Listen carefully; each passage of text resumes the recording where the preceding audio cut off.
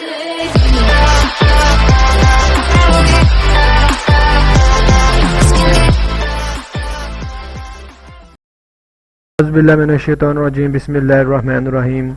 मैं अपने तमाम सब्सक्राइबर को और नॉन सब्सक्राइबर को अपने यूट्यूब चैनल व्यू विद रुमान में वेलकम करता हूं और मैं यही कहूंगा कि मेरे चैनल को ज़्यादा से ज़्यादा सब्सक्राइब करें, लाइक करें, शेयर करें, कमेंट करें।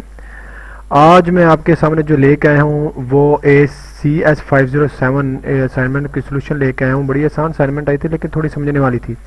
ठीक है, तो इसका मैं सबसे पहले यही कहूँगा कि जब ये वीडियो को देखें तो डाउनलोड ना करें मेहरबानी करके, क्योंकि आपकी रेजोल्यूशन सही नहीं होती है तो वो नज़र नहीं सही आता, तो जिसकी वजह से आप गलत लिख देते हो।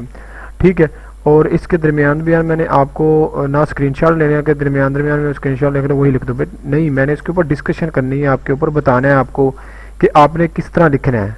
ठीक है, यही ना लिख देना, सही है। तो ये तो मार्क्स दे दे, मिनिमम मार्क्स देगी। तो जब मैं जो चीज़ें एक्सप्लेन करूंगा तो वो मार्क्स आपको देंगी। ठीक है, तो ध्यान से सुनिएगा मेरे इस असाइनमेंट को। ठीक है, असाइनमेंट को ध्यान से सुनेंगे तो आपको पता चलेगा कि इस असाइनमेंट मार्क्स कैसे गेन करने हैं। ठीक है, तो असाइनमेंट को समझना है, इसको आसान बड़ी है, इजी बड़ी है, लेकिन समझना है इसको। ठीक है, चलिए असाइनमेंट की तरफ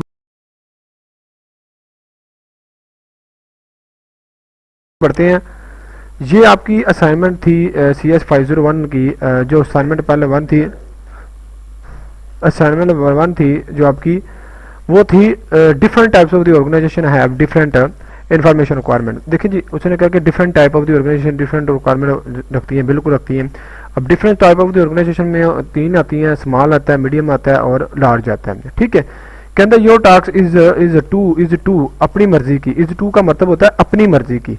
ठीक है, जब इज टू का यूज हो जाए तो इसका मतलब वो अपनी मर्जी से चुन सकते हैं आप। ठीक है, आइडेंटिफाई करें at least 2 famous Pakistan firms. Pakistan famous firm को कोई भी आप 2 कर लें, चूज कर लें या उसको टेक ले लें, टास्क कर लें, आइडेंटिफाई कर लें and there category base on the size of the base और देयर कैटेगरी करें base on the size of the each of the following sector. तो इन सेक्टर में आपने बताना मैन्युफैक्चरिंग और सर्विसिंग और ट्रेडिंग में। ठीक है, अब साइज में वो भी होते हैं आपकी स्मॉल, मीडियम और आपके सर्विसिंग होते हैं। ठीक है, अब इसको देखना है। अब इसको फॉर्म जिस तरह मैंने आपको लिखा है, पहले तो आपने टाइप्स ऑफ द ऑर्गेनाइजेशन को बताना है, उसके साइज को बताना है कि स्मॉल ऑर्गेनाइजेशन में क्या होता है और मीडियम और लार्ज में होता है। फिर इसको सेक्टर में आपने अप्लाई करना है, मैन्युफैक्चरिंग, सर्विसिंग और ट्रेडिंग में।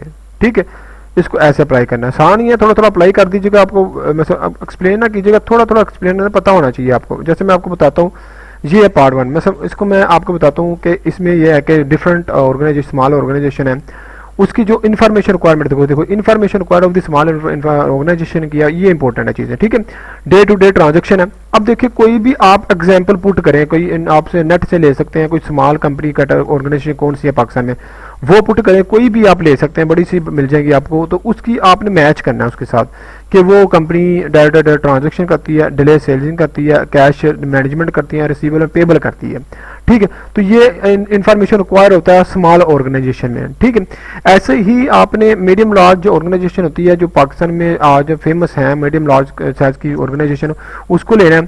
ठीक है, और उसमें आपने देखना मैन्युफैक्चरिंग, इसको भी मैन्युफैक्चरिंग और सर्विसिंग और ट्रेडिंग के हिसाब से देखना इसमें ऑर्गेनाइजेशन को। ठीक है, और मीडियम साइज को भी आपने देखना है। ठीक है, पहले तो उसमें ये बताना है कि आपने ऑर्गेनाइजेशन जो आपकी साइज ऑफ है उसमें आती क्या है, मतलब क्या इन्फॉर्मेशन रिक्वायर है क्या उसकी मीडियम साइज ऑर्गेनाइजेशन। जैसे उसने बताया size of the organization increase import of the planning of to increase important information also increase. मतलब आपकी प्लानिंग इंक्रीज होती है, मतलब आपकी प्लानिंग होती है ऑर्गेनाइजेशन की, तो आपकी इन्फॉर्मेशन इंक्रीज होती है। Planning of the long term basis, आपकी लॉन्ग टर्म बेसिस पे भी होती है, help in the monitoring of the information against planning. मतलब आप इन्फॉर्मेशन के अगेंस्ट मॉनिटरिंग के मुताबिक कैसे चलते हैं। मतलब इसका ये मीडियम साइज। अब इसमें मैन्युफैक्चरिंग आपने थोड़ा थोड़ा लिखना है, इतना ज्यादा नहीं लिखना आपने। ये तो मैंने आपको डिटेल में समझाई है ना, तो इसको थोड़ा थोड़ा लिखना है आपने अपनी।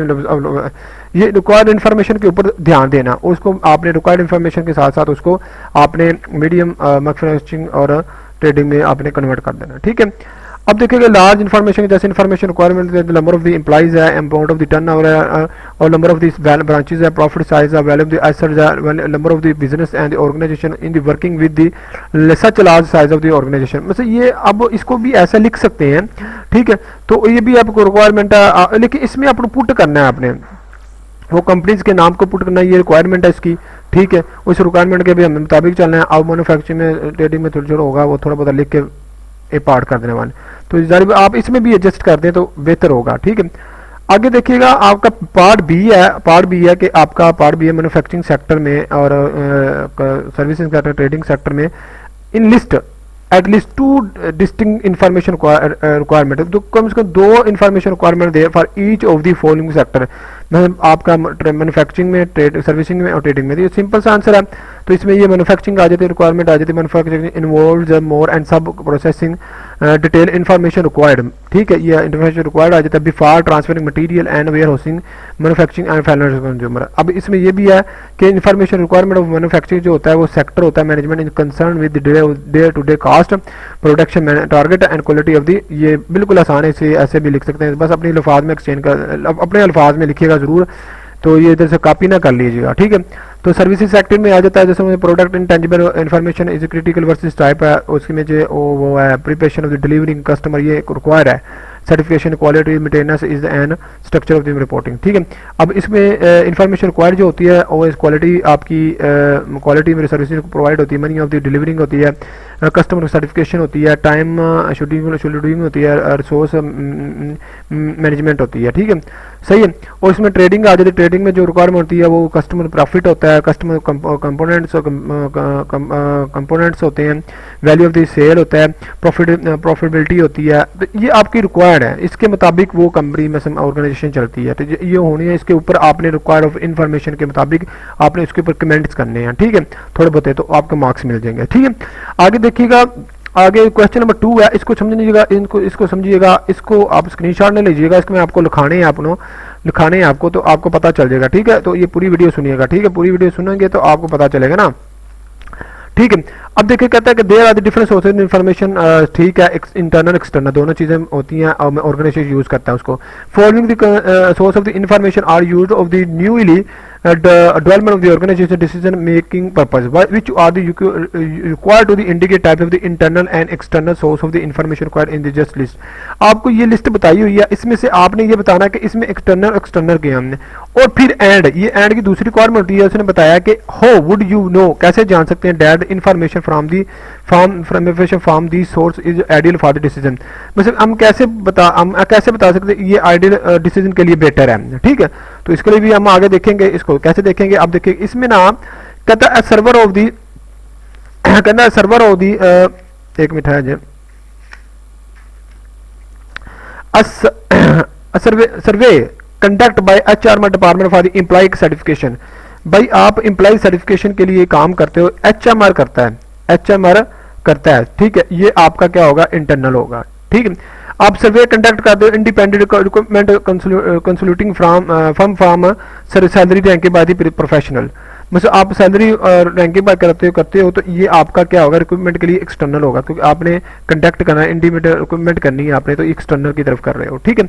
आगे देखिएगा फाइनेंशियल एसेट कंसोलिडेशन आपके इंटरनल होते हैं, ठीक है, क्योंकि ये आपके फाइनेंशियल रिपोर्टिंग आप इसमें इंटरनल के तौर पर बनाते हैं। एसओएस क्वालिटी स्टैंडर्ड आपने बनानी होती है, ये आप एक्सटर्नल के तौर पर बनाते हो। Standard operating procedure to the handle external issues, external issues आ गया तो आपका ऑपरेट, इसमें ये दोनों हो सकते हैं, ये अब ना ये दोनों हो सकते हैं, ये इसमें दोनों हो सकते हैं ये इशू। एक तो एक्सटर्नल हो जाता है, या तो स्टैंडर्ड ऑपरेट जो कर रहा है, ऑपरेटिंग आपका एक्सटर्नल प्रोसीजर आपके जो करता है एक्सटर्नल करते हैं, ठीक है। तो ये एक्सटर्नल भी हो सकता है, इंटरनल भी हो सकता है, तो हैंडल किसको करना है, एक्सटर्नल इश्यूज को, ठीक है। तो दोनों हो सकते हैं।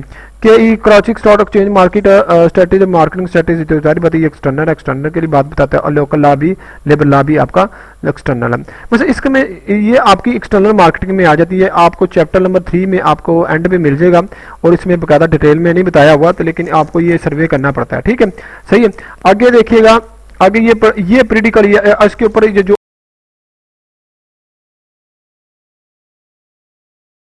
उसने रिक्वायरमेंट दी है ना, how do you know that information are the source for the decision making, decision making लिए कैसे हो सकते हैं, मतलब आपने इसके ऊपर अप्लाई करना है। आप देखो जो पॉलिटिकल अपडेट है कंटिन्यू होनी चाहिए, इन्फॉर्मेशन शुड बी अपडेट होनी चाहिए, असेस होनी चाहिए, should be carefully of the inform होनी चाहिए। अब इसमें ना आपने इसमें पुट करने हैं, आपने इसमें पुट करने हैं, इसमें किसके में सूटेबल होते हैं ना उसमें आपने पुट करने हैं, ठीक है। तो पुट करने के बाद उसको बताना है कि ये होता है, ठीक है। उसके बाद efficiently process data should not be kept on the unprocessed of a long timely process help in the effective and decision making, जैसे value driver information kept in the computerised system should be and user knowledge, ठीक है। आगे देखिए audience centred लिखिए, everyone should receive that part of the information is that relevant user. अब देखिए ये जो ऑडियंस है ना, ये ऑडियंस ये आपका आएगा, मैं फॉर एग्जांपल बताता हूँ, ये आपकी फाइनेंशियल रिपोर्ट्स में आ जाता है, ठीक है, आपकी फाइनेंशियल रिपोर्ट्स में आ जाता है, और ये आपकी इसमें आ जाता है, ठीक है, स्टॉक एक्सचेंज मार्केट में, क्योंकि आपके ऑडियंस ही होते हैं जो इस चीज़ को देखते हैं, ठीक है। तो आपने ऐसे थोड़ा थोड़ा पुट करके ना आपने इसको असाइनमेंट को खत्म कर देना। मैंने इसलिए नहीं लिखा क्योंकि बच्चे नकल कर लेते हैं और सारे वही लिख देते हैं और मार्क्स जीरो, वैसे जीरो तो नहीं आते मेरी असाइनमेंट में, ये मुझे पता है मार्क्स कम होते हैं, लेकिन इसमें आपने खुद लिखना है। मैंने आपको आइडिया अच्छा भला दे दिया, ठीक है, वैसे मतलब कि आपकी 15% 20 में से 12-13% की मैंने आपकी असाइनमेंट हल कर दी है, ठीक है। अगर आप उसे थोड़ा एक्सप्लेन करके आपने 20 तक जाना है, ठीक है। तो ये थी आज की असाइनमेंट, और मैं यही कहूँगा कि मेरे चैनल को ज़्यादा से ज़्यादा सब्सक्राइब करें, लाइक करें, शेयर करें, कमेंट करें, और थैंक यू सो मच।